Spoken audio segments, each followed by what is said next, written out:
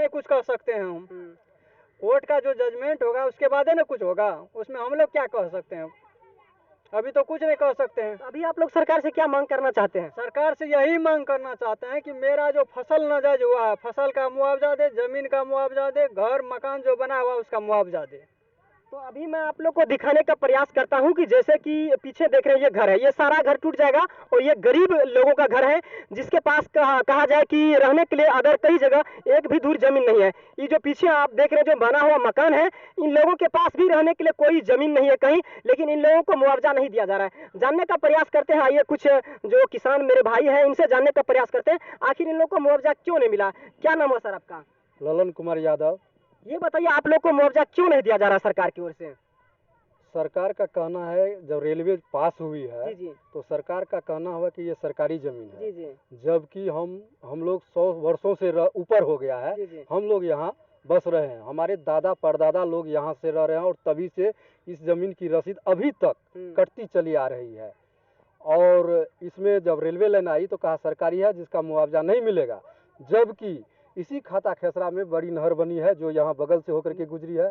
यहाँ आपको कोसी प्रोजेक्ट गई है, इसका ये भीसी गई हुई है। जमीन का बिक्री भी हुआ है, सुन रहे हैं। इस जमीन का पूर्व में 61-62 में मुआवजा मिला हुआ है, ये नहर इस सब का कोसी प्रोजेक्ट का। उसके बाद हजारों बार, 100 बार, हजारों बार जो है खरीद बिक्री हुई है और अभी तक रसीद कटती चली आ रही है। तो इस स्थिति में उस जमीन को अब क्या कहिएगा? जब तक रसीद कट रहा है, सारा चीज हो रहा है, रेलवे जाने के बाद अभी भी सभी कर्मचारी लोग जो है बोल रहे हैं इस जमीन का सभी रैयत को कि अपने अपने क्या कहते हैं जमाबंदी को अपने आधार से लिंक करवाइए। क्या लगता है सरकार आप लोगों का जमीन को छीन रही है? एकदम छीन रही है, बलपूर्वक। ये अंग्रेज वाला नीति आई हुई है। जिस तरह अंग्रेजों का हड़प नीति था उसी तरह से यहाँ इस सरकार की हड़प नीति है, समझे ना। यहाँ किसान जो है त्राहिमाम है, रोड पे आ गए हैं, क्योंकि न घर का जो मकान बना हुआ है, घर बना हुआ है, और जो जमीन है उसका किसी तरह किसी दूर दूर तक मिलने की मुआवजा संभावना नहीं है। तो इस स्थिति में किसान क्या करेंगे, कहाँ जाएंगे? सरकार से हम लोग और आपके माध्यम से, इस न्यूज़ के माध्यम से, आपके न्यूज़ के माध्यम से ये सरकार से रिक्वेस्ट करते हैं कि किसानों के बारे में, हम लोगों के बारे में सोचे। हम लोग ये नहीं कहते हैं कि डेवलपमेंट की काम न हो, रेलवे नहीं जाए, हम लोग उसके विरोध में नहीं है, लेकिन जितनी जमीन जा रही है, जिसकी घर जा रही है, काम से खुश है, लेकिन हम लोग जो आप लोग का मुआवजा है वो नहीं मिल रहा है, वो नहीं मिल रही है। यही दुखद वाली बात है कि आखिर हम लोग जाएंगे कहाँ? रोड पे आ गए हैं, कैसे जिएंगे? ये मतलब जिसमें आप घर बने हैं उसके अलावा आपका जमीन और भी फंसा, सब रेलवे में चल गया, लेकिन उसके अलावा आपको कहीं रहने के लिए जमीन है कि नहीं है? बिल्कुल नहीं है, बिल्कुल नहीं है। 7.5 एकड़ जमीन टोटल इस रेलवे लाइन में जो है इस नगर परिषद के अंतर्गत हमारी चली गई है। सबको कह रहा बिहार सरकार, सबको बिहार सरकार बोल रहे हैं। इसी तरह एकदम सारा काम जो है चौपट कर दिया है किसान को। किसी को कहीं अंत में हम लोगों को जब सारी प्रक्रिया अपना लिए, सारी जो प्रतिनिधि होते हैं, जो भी MLA MP होते हैं, जब कहीं से भी कोई इसका उत्तर मिलने का संभावना न बनी तो अंत हम लोग हाईकोर्ट चले गए और हाईकोर्ट में अपना दावा पेश कर दिए हैं। इधर हाल में ही क्या कहते हैं इसका बहस होने वाली है, अब देखते हैं उसमें क्या रिपोर्ट आता है। जबकि हम लोगों के पास सारा चीज़ है, गजट जो बना उस गजट में इसको दिखाया गया गैर मजरूबा खास है, जबकि खतियान में एराजीदार है, और एराजीदार का मतलब होता है लैंड होल्डर, भूमिधारी।